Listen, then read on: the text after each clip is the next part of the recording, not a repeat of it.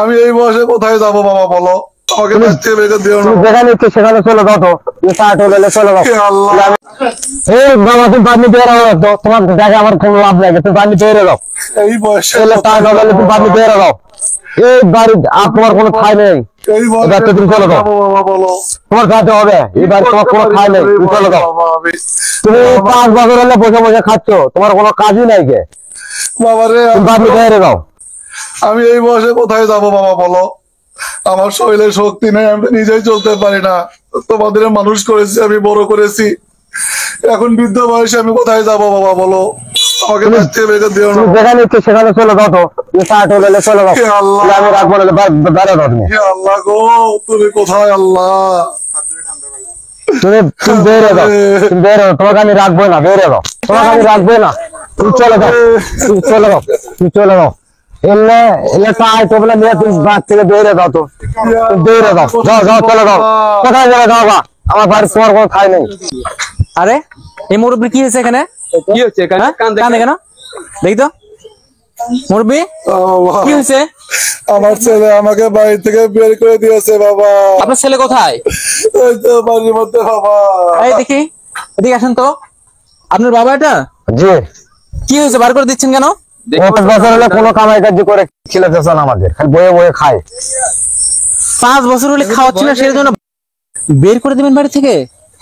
তাই দিব। এই বয়সে সে কোথায় যাবে বলেন?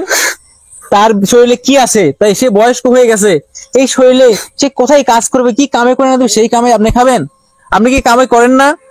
শুনুন, এই মানুষ এক সময় আপনাকে সেই শরৎ থাকতে কত কামাই করে খাওয়াইছে, সারাদিন খাটাখাটনি করে, রোদে পুড়ে বৃষ্টিতে ভিজে আপনাকে রোজগার করে এনে খাওয়াইছে, আপনার মাকে খাওয়াইছে। আপনার মা মারা গেছে বলে সে একলা হয়ে গেছে। আজ এই একলা মানুষটাকে আপনি কোথায় ফেলে দিচ্ছেন? কোথায় যাবে সে বলেন? কোথায় যাবে? এই মানুষটা এক সময় আপনাকে তার কলেজায় ধরে, তার বুকে ধরে তার কলেজাকে ঠান্ডা করেছে। আপনি যখন কিছুই পারতেন না, নিজে চলাফেরা করতে পারেন নাই, সেই সময় আপনাকে নিয়ে থাকছে, আপনাকে বড় করেছে। আপনি এমনি এমনি বড় হয়েছেন, এই লোকটা আপনাকে বড় করেছে, আপনাকে মানুষ করেছে। এই মানুষ করেছে আপনাকে, যাকে বৃদ্ধ বয়সে বৃদ্ধাশ্রমে বাড়িয়ে দেন, যাকে বাড়ি থেকে বের করে দেন, যাকে রাখতে চান না সামান্য ভাতের জন্য, কে দেখবে এই বয়সে? কে দেখবে তাকে বলুন? এই বয়সে ছেলেরাই যদি না দেখে, একটা বাবার তার ছেলে অথবা মেয়ে, তার ভবিষ্যৎ, সেই ছেলে মেয়েরাই যদি বাবাকে ফেলে দেয়, তাহলে সে কোথায় যাবে? সে কোথায় থাকবে বলেন? আমি খুবই কষ্ট পেলাম এইরকম বাবাকে, যারা এরকম বাবাকে বাইরে থেকে বের করে দেয়, যারা বৃদ্ধাশ্রমে পাঠিয়ে দেয়, এত সুন্দর চেহারা গুলোকে পাঠিয়ে দেয় বৃদ্ধাশ্রমে, তারা মানুষ নাকি অমানুষ আমি বুঝতে পারি না।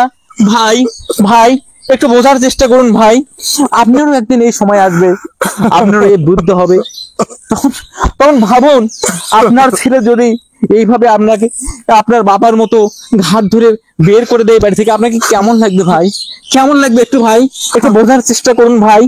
এই বাবাকে, এই বৃদ্ধ বাবাকে বাড়ি থেকে বের করে দিয়েন না। আপনার এটা হয় না। একটা মনুষ্যত্ব জাগ্রত করুন। আপনার মনুষ্যত্ব হারিয়ে গেছে, সেই মনুষ্যত্বকে জাগ্রত করে এই বাবা মাকে শ্রদ্ধা স্নেহ করা প্রয়োজন। যেহেতু মা মারা গেছে, একটা বাবাকে পালতে পারবেন না? কোরআনে বলা আছে, যার বাবা মা বেঁচে আছে তার বেহেশতে যাওয়ার 2টা দরজা খোলা আছে।